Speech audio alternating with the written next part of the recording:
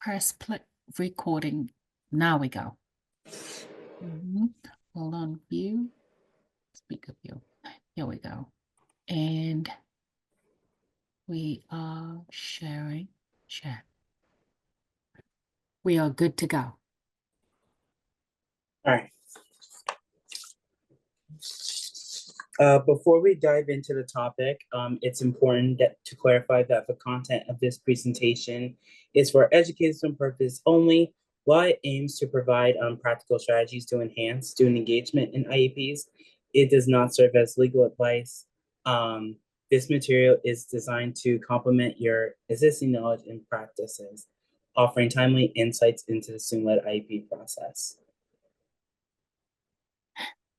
Can you see the correct screen, everyone? Yes, very good.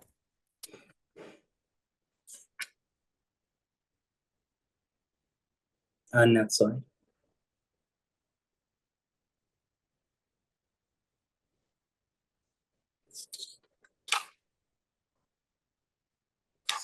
Okay, so the objectives that we're hoping to reach today is, Titus, did you have your hand raised up? No, I didn't. I apologize. I don't know how that happened. All right. What we're hoping to achieve today is to build self-advocacy and foster self-determination and create opportunities for meaningful student involvement in the planning and decision-making process.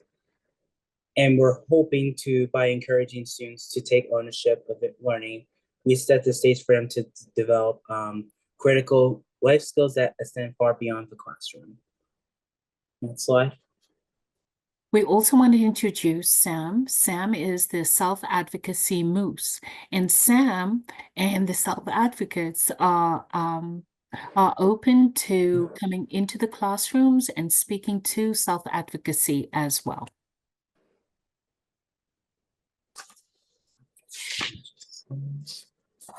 So, has everyone heard of Disability Rights Maine? Thumbs up. Nice. So, we are Maine's only protection and advocacy agency for people with disabilities.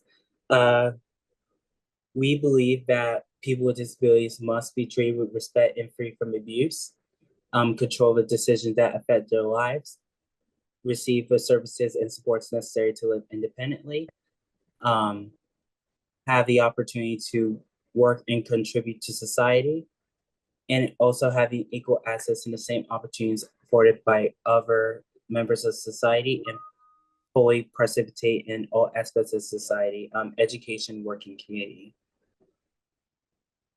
Next slide.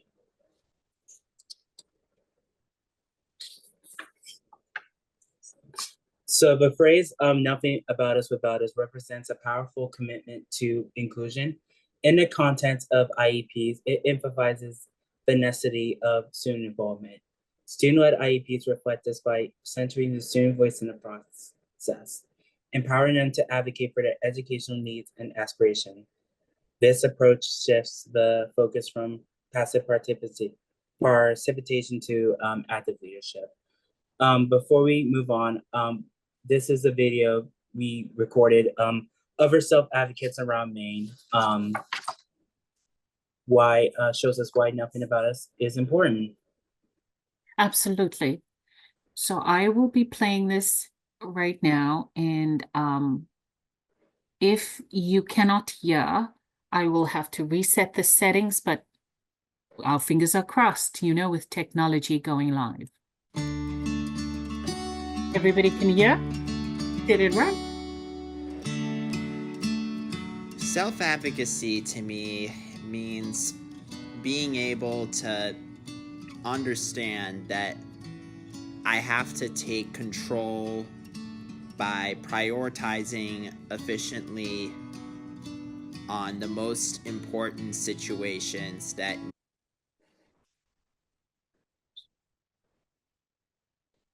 need to be taken into consideration. Asking for help. If you don't ask for help, then nobody can help you.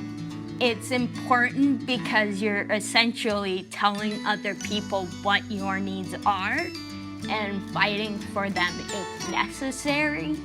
But it basically helps people to know how to best accommodate you and how you would be able to be fulfilling your potential in the easiest way possible. People in the whole world know about disabilities is to show them patience of how they actually see a person who has a severe disability. They might seem to be a bit too uncomfortable at first, but then you notice that the more and the more you kept thinking and going through this idea that maybe a disability would actually mean the whole world a lot if you actually give them like something to support them through. Speak up for what you need and also what others need, because you're not the only one that needs those things. There may be others now or in the future that need those accommodations. And by you speaking up and saying, I need those accommodations, you are helping those other people. I know that it's scary because, you may get shot down by people who, seemed like they would be advocates for you as well. But at the end of the day, you only really have yourself to advocate for you. There is no one else who can advocate for you as well as you can advocate for you.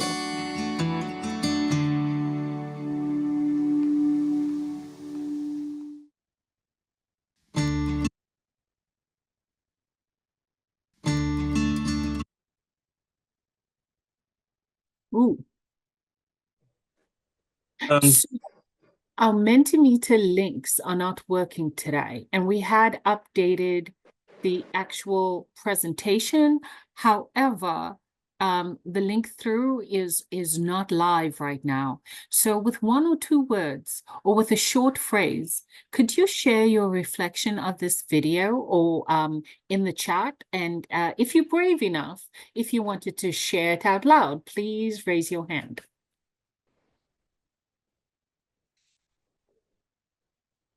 Let me be the bad classroom teacher and just cold call.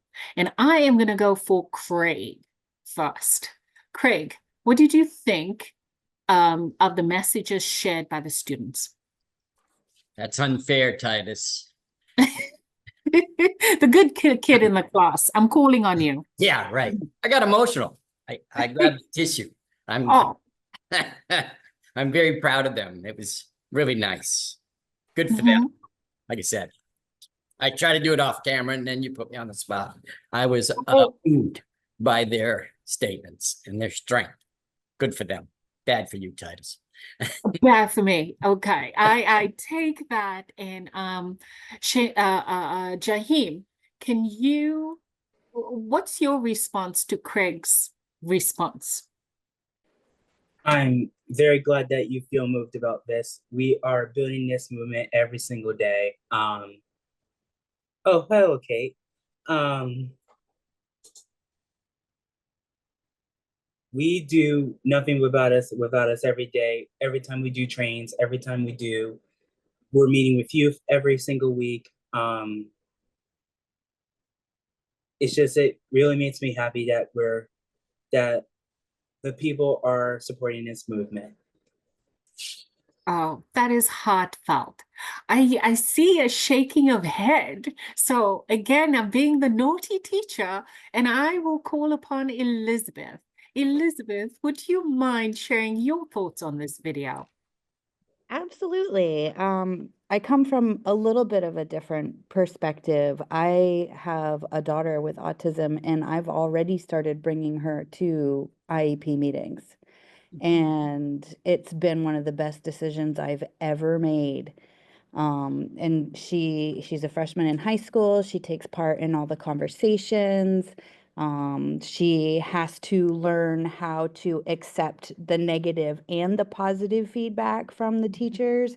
So it's like I'm confident that she will become an advocate, not just for herself, but for others in the future. So this just, confirms my philosophy, my belief that we're on the right track. Jaheim, can I comment on Elizabeth's share? Mhm. Thank you.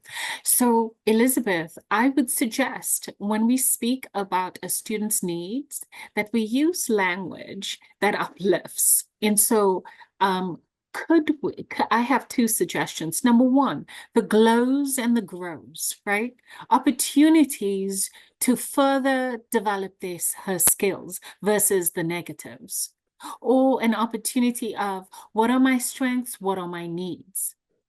In looking at it versus this positive and negative, because that is what our kiddos are navigating every single day, but they seem to latch on language that others them or makes them feel othered with those negative phrases. So small suggestion, but it's a really positive way of messaging. What do you think about that, Jaheim? Can you repeat that? Sorry. On the way that people speak to individuals, right? Saying like your strengths and your weaknesses versus being able to say, hey, these are my glows and these are my grows, or being able to say, these are my strengths and these are my needs, right? Versus weaknesses. Is that something that you think is of value? Absolutely. As a educator myself, in a non public school realm, I usually take that very seriously when it comes to goals and growth. It teaches them what could they do, what are they good at, what are they most strong at, and what are the growths that what do we need to accomplish on, what do we need to practice more of. Absolutely. So we moving through, can we see there we go. All right. Student-led IEPs. Am I on the right page, Jaheim? Yep, Yes? you are. So student-led IEPs is a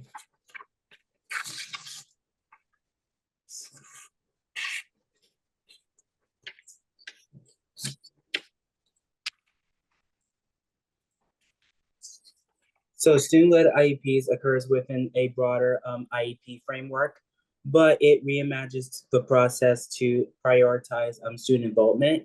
So these meetings are tailored to students' age, abilities, and needs. So student-led IEPs can be used from kindergarten through high school. Usually the most part, student-led IEPs are usually at the transition age.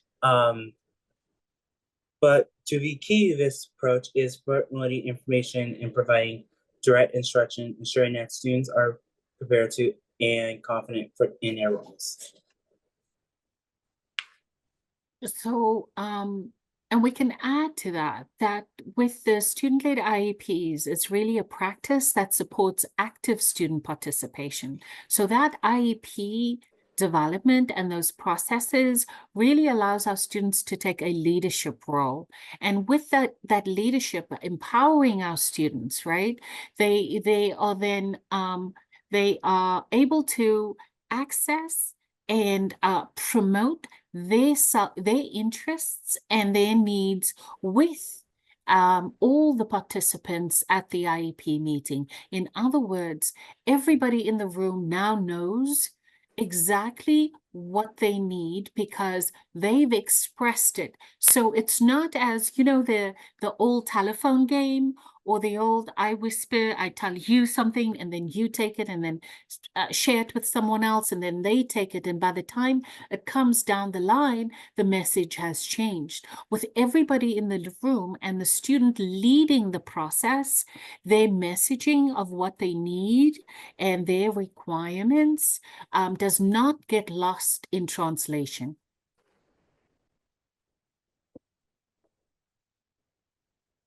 So student-led IEPs versus traditional IEP meetings. What's the difference? That is what we're gonna talk about. Next slide.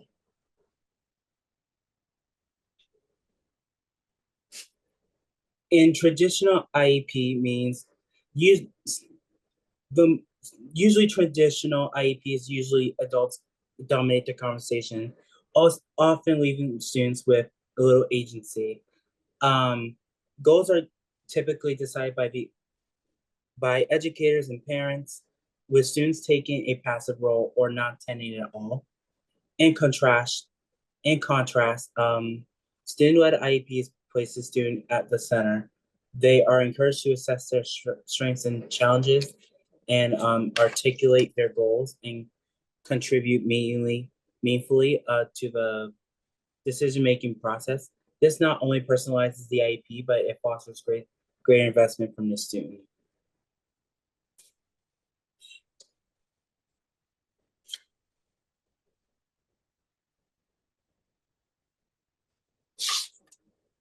So this is like what are common in student-centered approach and adult-centered approach. There's me attendees. You have the teachers, the students. Excuse me. That's okay. You got me attendees, which means you have a whole team attending that meeting, and also we have a collaborative atmosphere. Mhm. And also you have the ability to advocate for themselves. Next slide.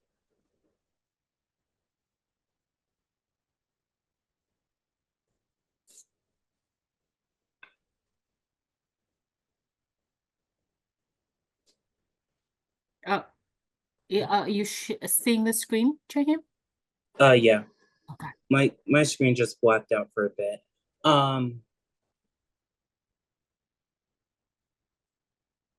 So to maximize these benefits of student-led IEPs, it's crucial to involve students from the beginning, providing age-appropriate responsibilities, fostering a supportive environment, and offering consistent encouragement can help students feel empowered to take on leadership roles. Like I said, direct instruction and practice are essential to building these skills necessary for meaningful precipitation. Mhm. It is also very important for us. I want to highlight what Jaheim had highlighted here. Don't do it for me and then ask me to agree. Adults and educators alike, right? We want to be as helpful as possible. And sometimes that helping too much will hinder the process or their thinking. So instead of telling them, sit back and have them share the perspective, and then we can build upon that versus you doing front loading everything. Let them front load and then you uplift. It's just changing the way in how we support our students, letting them lead, because failure is also part of the process. Not being able to also shows them where they are at and where they need to go. So this also create pathways and puts value in this journey of developing that IEP and being present. Anything to add to that, Jaheim, before I change slides? Can you repeat that? You kind of muffled. Was I muffled? Yeah. Yes, I was just saying that it is important for the adults to really step out of the student's way, for them to start developing their understanding and put their meaning and value to whatever is going to be discussed. So for us to kind of create a platform for the students to share, but for us not to speak on behalf of the student. Yes, we have a hand raised. Kate, welcome, Kate. Kate is the the project director that supports the self-advocate trainers. Welcome, Kate. Thank you. No, so what this just made me think of, so I'm a former guidance counselor and I consume a lot of educational like TikToks from other teachers. And the thing I've been hearing a lot is learned helplessness. And what that term kind of means is students have been kind of trained or socialized now to just kind of blankly stare because an adult will come in and swoop to save them. Which feels really good, but it teaches them this helplessness. And if we reposition and we don't swoop in, then that's really where the growth and learning, I think, can take place. Well said.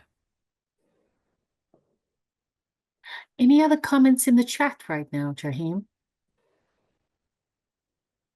I don't think so. Okay, there we go. Okay, I can change slides. Yeah.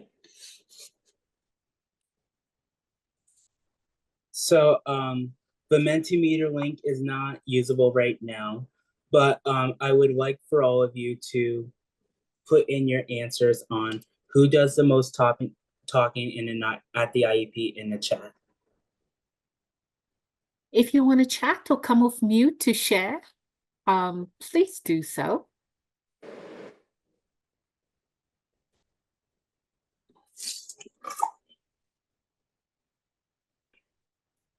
We have the case manager, we have the parent. The case manager being the special education teacher. Case manager and then teacher. So there seems to be a consensus that it's the adults in the room, right? That do the most, case manager and parent. Absolutely. The adults in the room speak more than the actual student. Do you have a reflection on that, Jaheim? Yeah, I think it's on the next slide. Mm-hmm. So, yeah, so most of you all are correct. So usually the teachers in the room are mostly the speak the most.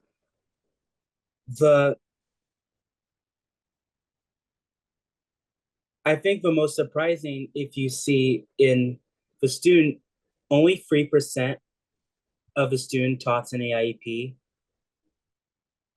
which is shocking to me when I first read this data. And it wanted me to do this training a lot more because students should have a voice in their IEP meetings. Because this is their meeting. Absolutely. Next slide.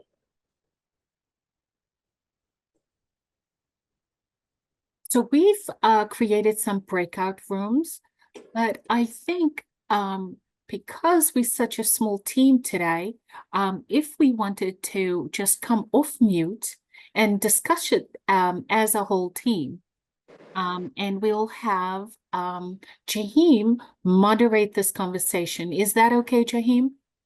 Yes. So the question again is, excuse me, Jaheim, would you like to share the question, please? Absolutely.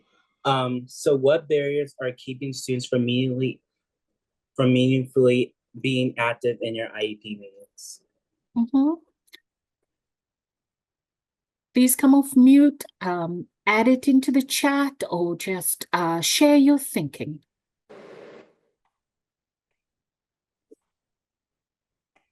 I will, again, be the bad teacher, and I will say, Tommy Chestnut, dear sir, would you like to share your thoughts on what barriers are keeping our students from meaningfully participating in their IEPs? There's probably many barriers. I'm afraid to say, but I think expectation of adults, and I think maybe that students understand that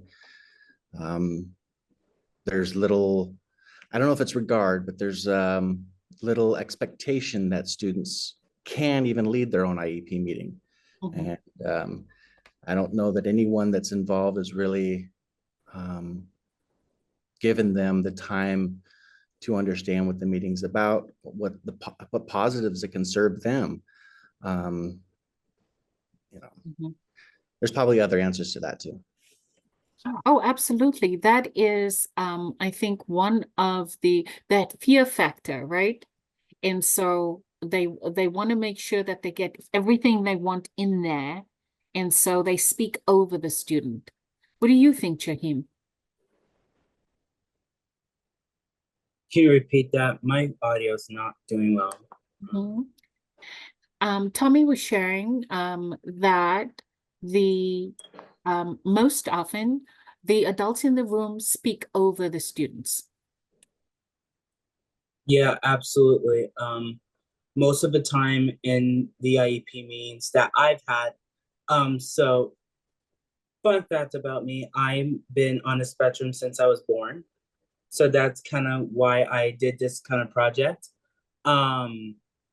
Most of the time that I've been in IEPs, usually the adults are mostly talking. And it can be fearful for some students because maybe they don't have the confidence, they don't even have the right skills to advocate for themselves in their meetings. Well said. We have another share, Miss Miriam Ahmed. Hi. So I have some thoughts on that. Lack of self-efficacy, definitely. Limited understanding of what the IEP entails. I teach functional life skills, and when we speak about goals, even they have no idea. They have no idea. Lack of support and preparation for this. So because I try to discuss this with my students so they have an idea as to what we're going to discuss when we go into an IEP, but because no one's ever discussed it, so they have no idea as to what that entails, so they don't even know what their needs are. Parental involvement and support. Parents sometimes don't want their kids to say anything. It's hard to fight that because they have rights as well. Even when they've turned 18, parents have their rights. So we can't push that. Then it's the school culture and attitude because of those power imbalances. Sometimes you go in and it's just admin and others leading it, and they might not want them there. So it's a multitude of things. And this is a great topic. I'm doing my doctoral degree, and this is definitely self-efficacy is so important. Ownership is so important. How can we want something if we don't even understand it or if there's no ownership to it? So I'm just loving this. Thanks. Very well. And Jaheim would be a great resource as well in speaking to this. I'm not speaking on behalf of him, but I am sure that he would be most willing to jump on that. I wanted to extend the fact that what I'm hearing from everyone is that, as Craig so succinctly said, that the adults in the room, the overbearing adults in the room, right, limit the shares of the students. So it's about changing mindsets. It's about ensuring that we have these conversations with the adults in whatever capacity they are participating, that they need to, as get out of the way to promote that student-led participation. Anything you want to add to that, or should I change slides, Jaheim? I noticed I had a hand raised up. Was it you, Kate? Yeah, I was just going to share my insights about the barriers I've seen. So we're doing lessons about sexual health and wellness, and some data that came out of our lessons are that I don't know, like a quarter to a third of our students in a few schools, so about a sample of 30, 40 students, don't feel like they have the power over their own bodies to make choices that impact their physical bodies. And so I think when you're talking about adults, we're also talking about power. And students, young people, find themselves on the lower end because they're in these adult dominated spaces.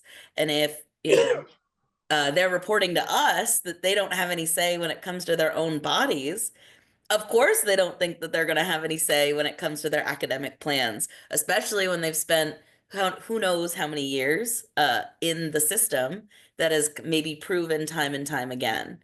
It makes me think about my time doing like bullying investigations, that students will stop reporting like the more they report and nothing gets done. And so like I think there's like systemic discouragement. And yeah, it's all about shifting the perspective and like empowering. Which brings me, Miriam just added, I've never had a student in an IEP meeting. And so again, I want to lean into how we need to prepare the adults in the room to prepare our students. Because this is not just before the meeting preparing our students. This is something that we have to do. Self-advocacy and self-determination is what we should be doing every single day leading up to that annual meeting. So from the beginning, the first day of school, right? What are your goals for yourself? How do you see this reflected? How do we plan towards this? So it is the strategies around the message. And so the next step to this presentation would be is, what are the strategies? What are the priorities to support our students in gaining that confidence to participate fully at an IEP meeting? So we have another question in. Marian, what grades do you as 9 to 12? Wondering if there's a difference in age, functional life skills. So therefore, all the students across the age span, high school age span, would be in that life skills? Yes. So this is a self-contained room. Functional life skills is self-contained. So I've not seen, not just in my classroom, like around the high school, I've never seen or heard of a student that went to an IEP. We rarely get parents who come into the IEP. We've conducted IEPs without even parents present. So it's just, it's a great idea. And I definitely, I'm going to go back and talk about this. But yeah, I've not had any of the parents say, oh, well, we're going to bring our kid in with us. No. And I would encourage you to reach out to DRM and our self-advocates that can speak to that. And at the DOE on the Transition Maine team as well, we can also push in to help support your messaging and guide practice and strategies. But Kate Turpin and Jaheim are truly the leaders for this particular lens, because I believe that when our students speak, parents listen, right? And teachers listen. When the adults in the room speak, we just like, okay, here's another thing, here's another thing. So I would highly encourage you contact the DRM team around student-led IEPs and bringing those trainings and understanding into your classrooms and at your school. We have another comment from Elizabeth Stanley, and she noted that I have a functional life skills, but middle school level. I'm starting small by encouraging the parents to bring kids to parents-teacher conferences. So as students can start to transition to high school, this practice will not feel unavailable to anyone. And kudos to you. I hope this becomes a standard practice for all educators, not only at your school, but that you could be that exemplar of what this should look like. And so promoting that. So I want to call on you again, Elizabeth, at another time, and we're seeing how we can message that even further. So, I just want to add, I went to an IEP for my son, who is not in a special ed program, but they started in the meeting, the parent-teacher conferencing, the students led it. So I went in, the teacher was present, but she didn't lead it. It was the students leading their own meeting. So you go in, then they're telling you what they think the faults and flaws are and what it was. And it was so empowering to the student to have ownership, even if it was something that they had done wrong. But it was such an idea. And so definitely when I do my next round of conferences, I'm going to have my students present and have that self-efficacy and them coming out and leading it. So I'm there, but they're leading it. And what do they think went right? What do they think we can, improve on? I think that would be very interesting. And maybe creating a class self-advocacy little video. Have each student, right? What does self-advocacy mean to you? Right? And if the person, the student next to the student that is able to share, then they learn from their peers as well. So starting off small, just getting words and phrases, then taking that words and phrases and then turning it into like larger sentences. And then once they are able to share with their peers, share with another group what they think self-advocacy is, little cell phone. Record all of that, and then you put it into a self-advocacy for your class. So therefore, they are empowered through that little video. And you can call in your other classrooms to do like a video party, right? A watch session. And in that way, you disseminate it throughout your school. So you start small, one word, or you create a vocabulary board, you put those in and you help them in selecting the phrases that can help them share their message. So start small, but then make it a movement. Okay, we have another share over here as well. Jaheim and I would be happy to come into your classroom to schedule some self-advocacy skill building lessons. And we also, sorry I interrupted you. I'm also happy to do some professional development. I actually am scheduling one with Kennebunk High School. So I am more than happy to come to your district and present this as well to your special education team. Absolutely. Jaheim, would you like to continue? Should I forward the slide? Forward the slide. Yes. Give me 1 second. And so I'm going to talk about the social discipline window. So I'm going to start with the high control, low support quadrant. So usually this means that decisions are imposed on students without their involvement or input. This resembles a traditional adult-led IEP process where professionals and parents dominate the conversation, and students are usually passive observers or, in many cases, absent altogether. The lack of support of student involvement leads to disengagement and a sense that the process is something done to them.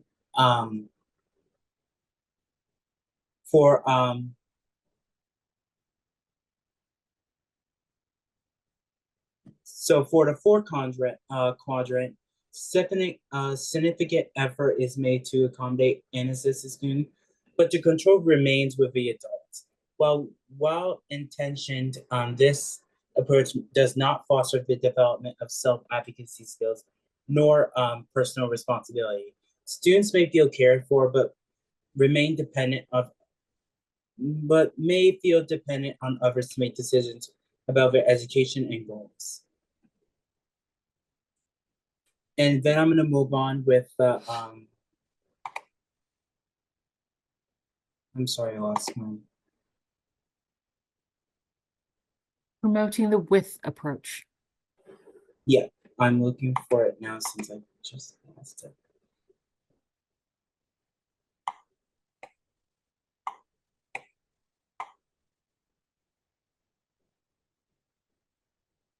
So with a with quadrant represents the ideal approach for student-led IEPs.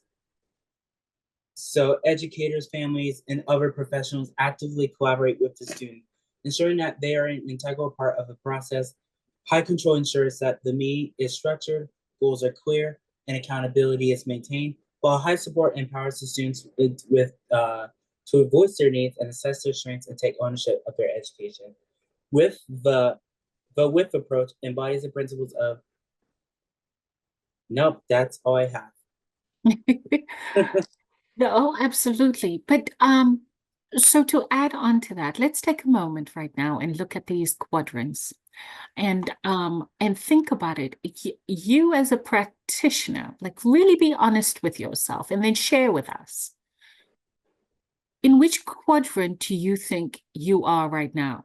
And to which quadrant do you think you should be moving towards? Let's see, who did we not hear from?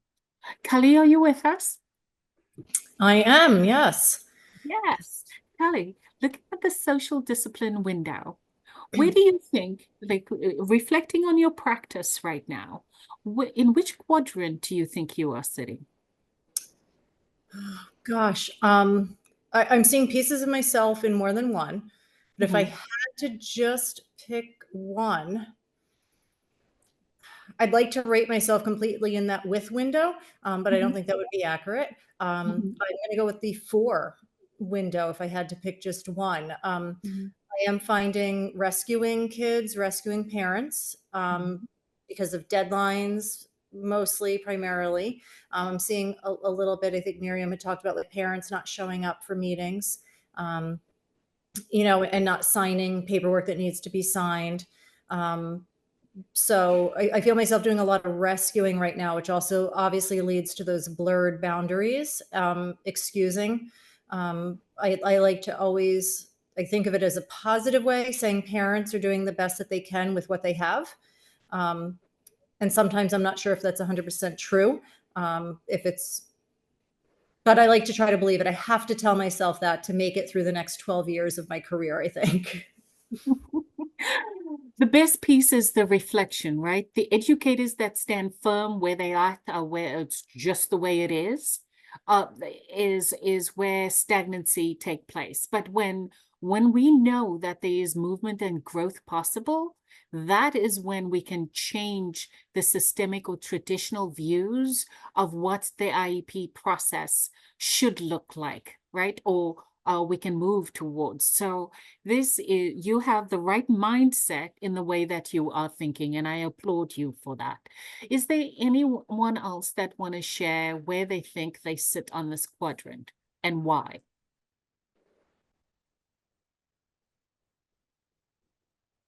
I'd like to say I feel like I'm in the with a little bit of the 4. And the reason being, I came into the functional life skills room and I looked at those goals and I looked at it and I said, I don't even know if this is legal. I felt that there was so much more that could be done, and we've done it. We've changed those goals to make them more accessible to my students, where they make sense for a functional room where functionality is needed.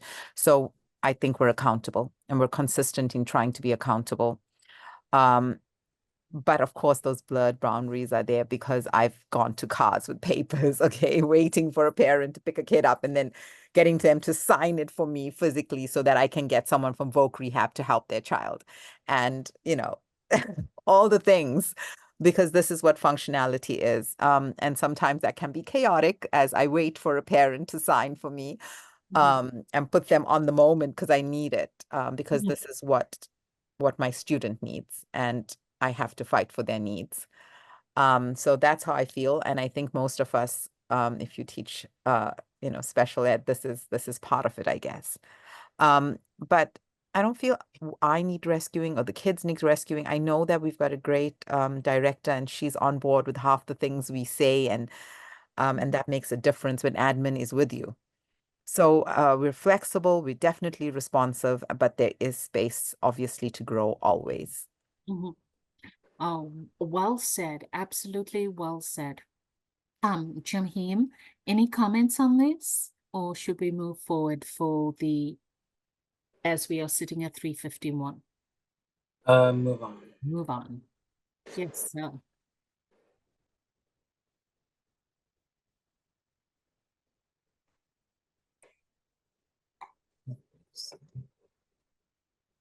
All right, so I'm gonna talk a bit about strategies, how to do during the meeting and post meeting.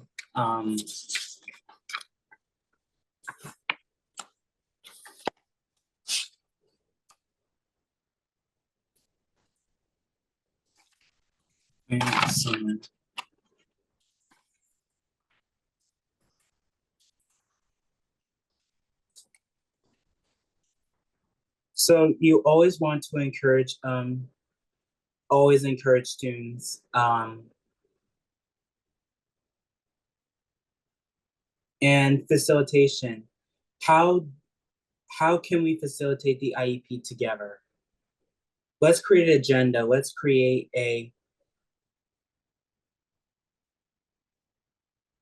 schedule for the meeting that we have with ourselves. And you always want to clarify if students are having trouble to understand, concepts of the IEP during the IEP, or words that they haven't really found use yet. Absolutely. Mhm. Titus, you had some say? Yes, I apologize. I did not mean to interrupt you. I think there's very much, there's much value in preloading them with the questions that will guide the IEP process. So having them understand what those questions will be, and for them to actually practice in the class that back and forth, the questions around that IEP process, so that it becomes a standard, understood share, versus feeling like they're being put on the spot by only sharing it like a day or two before. We know our students need more time in developing their responses, and so working with them in developing that without like immediately saying, well, you going to the meeting is next week. No, but if we start as early as possible and make this part of the process, right? Even if we do it as our do now, or an exit slip, or an exercise around what that process could look like, the student becomes a natural response versus an on the spot where they could they sometimes need more time to respond to questions, to think through it, and to formulate their response. But so by asking this question over and over again, we just get them more confident in their responses by the time the annual meeting comes around.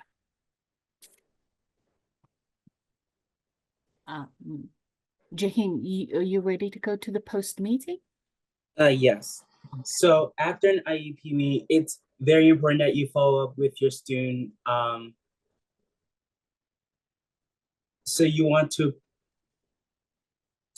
follow up and say, how was your IEP? How was your IEP? What did you succeed with? What did you struggle with in the meeting? And maybe help them set up the goals at their next annual IEP meeting.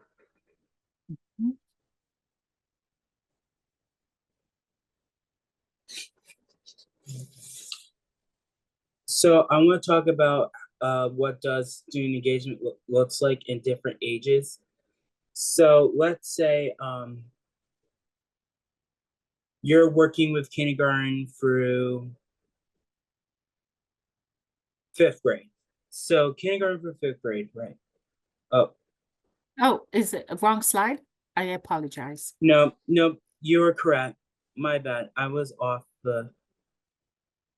So level 1 is introducing students to the IEP process, which means you're kind of talking with them about what is an IEP, what are parts of an IEP that you're most likely to hear. And level 2 is student self-assessment of strengths and challenges in relation to the school. Have them do like a self-assessment, maybe interview them on what their what would you say last time, Titus? blossoms and Excuse me, blossoms, uh grows and grows and glows, thank you, Titus. Grows and glows. glows. Thank you. So level 3 is students understand the process and needs to prepare to lead their IEP meeting. Mhm. And Abso- oh, you can go, Titus. I apologize for interrupting. That was very wrong of me.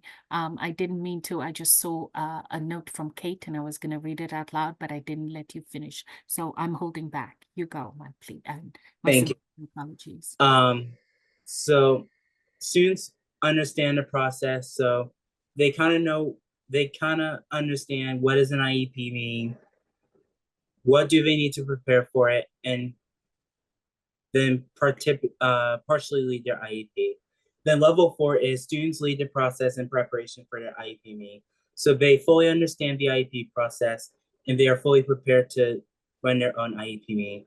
And also I wanna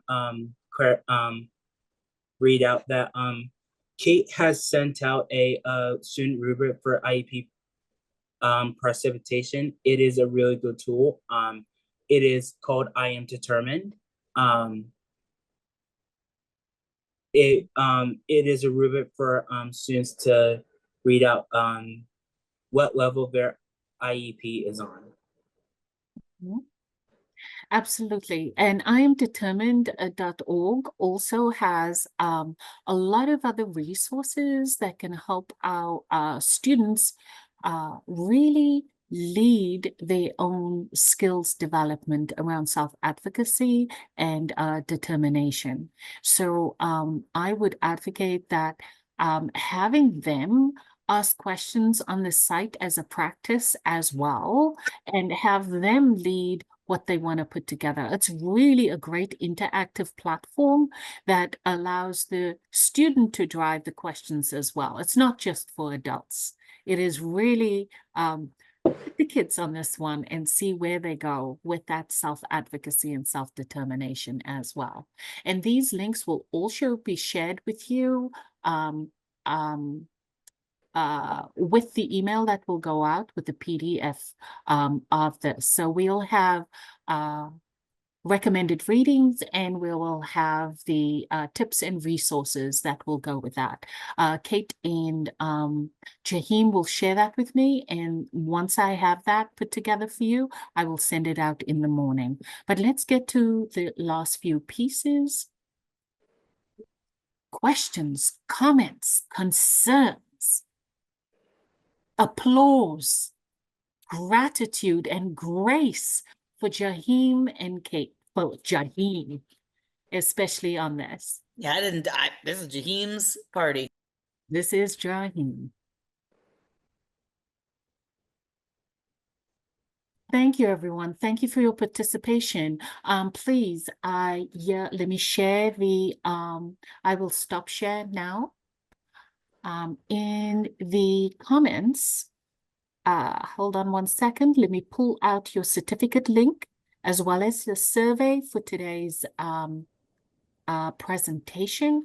Please put as many comments on the value of this presentation and topic, as well as the value of the presenter who presented on this topic as well for today. And so pulling that up, hold on, got it. So here's both your certificate for today's participation, as well as the survey link. I thank you, everybody, for your time and your participation this week. We will, this session was recorded, and so any information and additional needs for this, we will be putting on our web page, which we are revamping right now. So thank you so much for your attendance today, and we look forward to your continued participation and sharing the value of participating in this contact hour. You do get your 1 hour contact hour for the Transition Maine Power Hours as well. So share the message and get ready for Thanksgiving. Get those elasticated pants out. Get your nappy time planned for the meal, after the meal. The most important thing is the nap after the meal. Thanks, everyone. Thank you all for being here.